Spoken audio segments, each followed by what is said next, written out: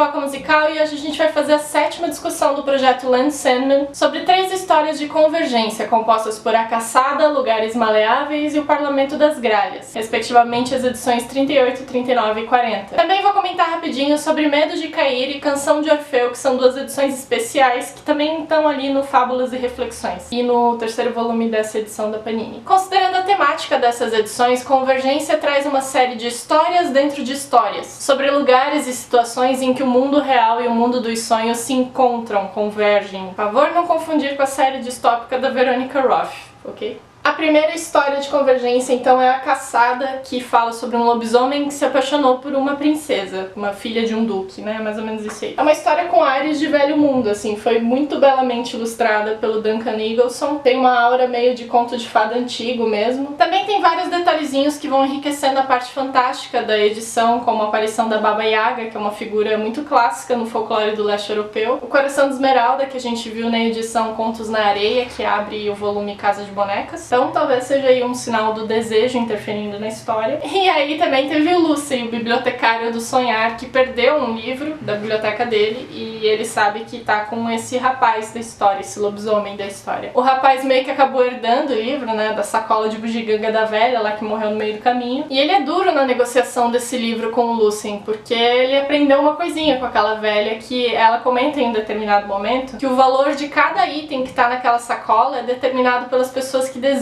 aquilo. O valor tá no que as pessoas julgam que é real. Ela ainda complementa dizendo que o valor está nos sonhos. Essa edição da Caçada é interessante em 2 aspectos. Um deles é a questão da lenda em si, que fala sobre o valor que a gente atribui aos nossos desejos e que o desejo é uma coisa perigosa. O outro aspecto dessa história é que do lado de fora dela a gente tem o avô passando a lenda pra neta e ela tá meio cética com isso tudo, porque ela, enfim, ela não acredita muito e ela só vai se envolvendo realmente à medida que a história vai sendo contada. É quase um conto de fadas, uma tradição oral sendo passada dentro da família. Tanto que a narração tem várias pausas porque tem as interferências do avô e da neta interagindo, né, dentro da história. E aí no finalzinho da história acontecem 2 coisas legais. Uma delas é a percepção de que certos desejos não devem ser concedidos. Quando Vassili tem a chance de conquistar a filha do duque, ele decide que não era bem aquilo que ele queria, ou se era, talvez aquilo não seja a melhor coisa pra ele naquele momento. E também tem uma segunda coisa interessante, que é quando tem uma quebra na parede ali na história, a gente entende através de uma frase do avô que aquilo tudo realmente aconteceu, então não é uma lenda. Aquilo faz parte da história viva daquela família. Vassili teve um contato com o sonhar, teve um contato ali com outros aspectos dos perpétuos. Convergência. Seguimos então para Lugares Maleáveis, edição 39 de Sandman, que traz um Marco Polo muito jovem se perdendo no deserto. Sem querer ele acaba adentrando em uma das regiões abstratas, onde o mundo do sonhar e o mundo real tem uma divisão assim que não é muito clara. Dentro dessa história a gente vê um personagem que foi importantíssimo em Casa de Bonecas, que é o violinista verde. Verde do violinista, na verdade, eu sempre troco as bolas. Como vocês devem lembrar, o violinista ele não era uma pessoa ou um aspecto do sonhar, ele era um lugar. E a gente também vê um encontro entre o Marco Polo e o Ruticello de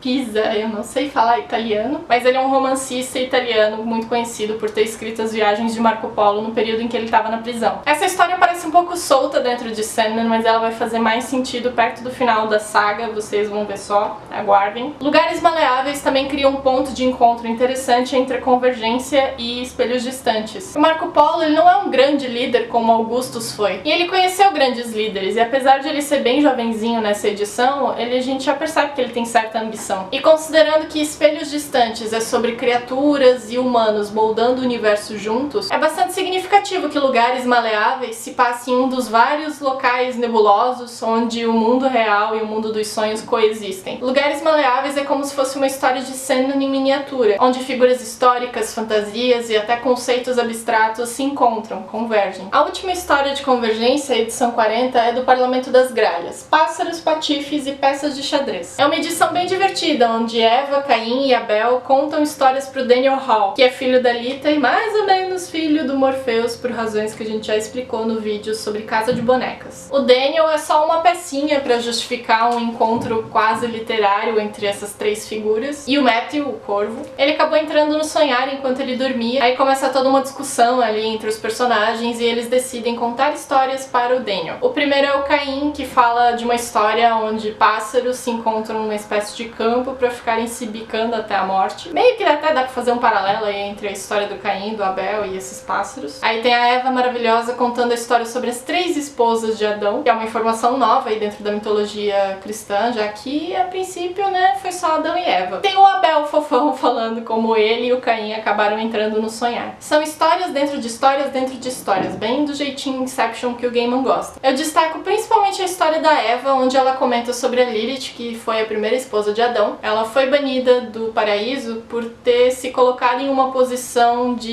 igualdade, quem sabe até de superioridade, ali no sexo, mas ainda assim é uma forma de se colocar acima do homem. E aí ela foi banida. Também ela fala a respeito de outra esposa que nem chegou a ganhar nome, porque o Adão viu ela nascendo. Então ele viu o esqueleto dela, ele viu a carne, os músculos, tudo se formando, as secreções. Aí ele ficou com nojo. Porque nem todo mundo gosta de encarar o fato de que as pessoas são do jeito que elas são, né? Assim, por trás da pele, todo mundo é bem igualzinho. Ele não aguentou a realidade, né? Então ele tirou ela da jogada também. Depois ela fala sobre a Eva, que teoricamente foi a mulher que ficou com Adão até que a morte os separe, né? Só que curiosamente, apesar do nome da personagem que tá contando essa história ser Eva, visualmente ela lembra Lilith. Tem os mesmos cabelos, inclusive. Aqui. Fica aí a reflexão, então, sobre quem é Eva, quem é Lilith. Mas aí as 3 juntas formam, obviamente, a tríade, de novo, né? A donzela sem nome, a mãe Lilith, porque aqui ainda diz que a Lilith deu luz aos Lilin, seus descendentes, que assombram a noite dos filhos de Adão desde então. O que também dá a entender que ela tem uma conexão com o sonhar. E a anciã aqui é a Eva, que já tá aqui velhinha, né? Porque ela viveu pra sempre com Adão. Eva viveu até ser mais idosa do que qualquer outra mulher. Ela que no fim não sucumbiu, mas se recolheu à sua caverna, culpada do pecado, da miséria e da queda. Também nessa edição, que tem a arte toda da Jill Thompson, a gente vê a versão criancinha do Morpheus e da Morte, e dos outros personagens também, né? É mega fofinho. E esse traço ele acabou se popularizando entre os fãs de Sandman e acabou gerando outras historinhas ilustradas pela Jill. Até quem não gosta do Morpheus vai gostar dessa versãozinha. Olha só, ele tá muito fofinho. Olha o velhinho. Finalizadas essas 3 histórias de convergência, onde realidade e sonho se misturam numa espécie de quebra de barreira aí, um véu que é muito fino, a gente pode comentar agora a respeito de edições especiais que não fazem parte de Convergência, mas que não só estão dentro de Fábulas e Reflexões, como também entraram aqui na cronologia das histórias que saiu na edição da Panini. Me enrolei toda pra falar agora. E eu resolvi comentar sobre elas nesse vídeo aqui pra gente não deixar passar nenhuma história em branco. A primeira delas é Medo de Cair, que faz parte da Vertigo Preview 1. Eu não sei se fala Vertigo, se vocês souberem, assim, de verdade a pronúncia, vocês me falam aí nos comentários, tá? Porque eu tô cansada de passar vergonha falando errado. Aí eu vou variando, às vezes eu falo Vertigo, às vezes eu falo Vertigo. Então, Vertigo Preview é um livro pensado para fazer com que pessoas aleatórias, leitores de quadrinhos, tenham contato com várias histórias e personagens do selo, da editora, de uma vez só. Então é meio que um livro reunindo propostas de histórias, assim, para os leitores conhecerem novas possibilidades, novas séries. Então, Medo de Cair é meio que uma propaganda de Sandman. Uma história breve que dê a entender um pouquinho do que toda aquela série se trata. É por isso que Medo de Cair soa um pouco raso. Não que seja raso, eu acho uma edição bem legal, pra falar a verdade. Só que é uma edição que é um pouco criticada pelos fãs, porque ela não traz nada de novo e meio que se apoia numa moral um pouco batida. Então a gente tem o Todd, que é um cara das artes, cuja peça de teatro está pronta pra estrear, só que aí o medo bate e ele tá a ponto de desistir de tudo, assim, ele realmente fica apavorado com a ideia de ser um fracasso total. E aí o nosso Lorde Moldador de Sonhos intervém e faz ele mudar de ideia, apresentando uma perspectiva simples, mas bem eficiente, sobre fracasso e sucesso. O Todd, em algum momento, ele até comenta que ele tem medo de altura, porque ele tá subindo numa espécie de montanha pra encontrar o Morpheus, no sonho dele. E o Morpheus fala que se ele nunca subir, ele nunca vai cair. Só que aí também fica aquela coisa, né? Se a pessoa não subir, ela também não vai ver uma vista diferente, uma vista bonita e ampla da coisa toda. E o que ele quer dizer com essa moralzinha toda é que tem 3 possibilidades quando você cai. Uma delas é que você acorda. Você metaforicamente acorda pra vida, vê,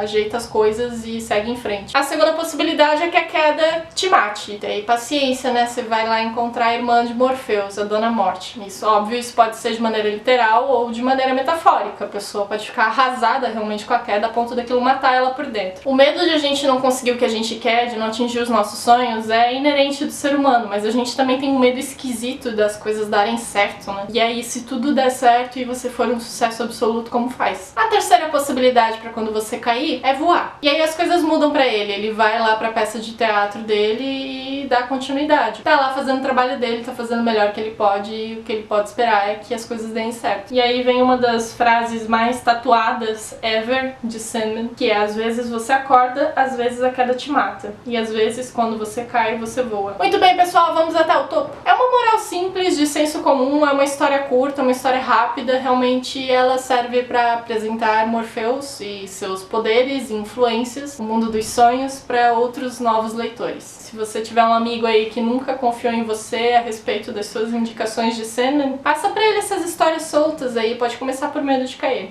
Sucesso. Por fim, mas não menos importante, a gente tem a Canção de Orfeu, ilustrado pelo Brian Talbot. É uma edição especial que explica o papel dos perpétuos dentro de um mito grego. Cronologicamente falando, em termos de linha de publicação mesmo, a Canção de Orfeu saiu entre as edições 31 e 32, ou seja, entre o finalzinho de Espelhos Distantes e a primeira edição de Um Jogo de Você. Se a versão do Gaiman e a mitologia grega fossem muito díspares, assim, eu até comentaria a respeito dos pormenores, né, das diferenças entre as duas. Mas não foi isso que ele fez. A história toda tá aqui, tudo que acontece, os motivos e as consequências. E os perpétuos entram meio que como um temperinho, assim, pra história toda. Não dá nem pra comparar Thermidor, que foi a primeira edição em que a cabeça do Orfeu apareceu, na verdade, com a Canção de Orfeu, porque são propostas completamente diferentes. O momento em que Orfeu contraria Hades olhando pra trás na caverna, e aí ele vê Eurídice de novo ali, só que pela última vez, é um negócio, assim, que mexe com a gente, sabe? Ele até faz assim, ó, não!